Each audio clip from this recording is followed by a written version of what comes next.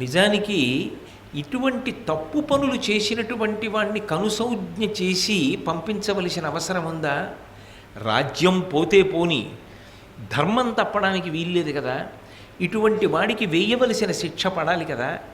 ఎక్కడ తన పదవి పోతుందోనని దుర్మార్గుడు బావమరిది అని తెలిసినా దుర్మార్గుడన్న మాట పైకి అనకుండా అప్పటికి సభ నుంచి పంపించేస్తే తన కన్నుల ముందు జరగకుండా తర్వాత ఏది జరిగినా తన దృష్టిలోకి రాలేదు కాబట్టి తన యందు దోషముండదని తప్పుకుంటున్నటువంటి విరాటురాజు గారి యొక్క బలహీనత కూడా ధర్మరాజు గారి యొక్క రోషమునకు కారణమే. ఎందుకంటే ధర్మాన్ని నమ్మినవాడు కన్నుల ముందు అధర్మం జరుగుతుంటే, ధర్మమునకు ఇబ్బంది కలుగుతుంటే తట్టుకోవడం అంత తేలిక కాదు. ఇక ద్రౌపదీదేవిని చూసినప్పుడు కలగవలసినటువంటి సహజమైన బాధ, రోషము ఉండనే ఉన్నాయి.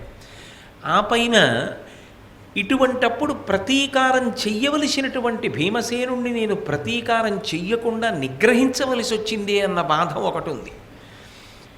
ఇటువంటి సమయంలో నేను ఒక్కడినేనా అర్థం చేసుకోవలసింది?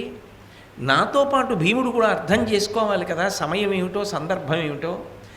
నేను అప్పటికి సమయోచిత ప్రజ్ఞతో మాట్లాడి ఆపాను కాబట్టి సరిపోయింది, లేకపోతే ఎంత ప్రమాదం సంభవించి ఉండేది.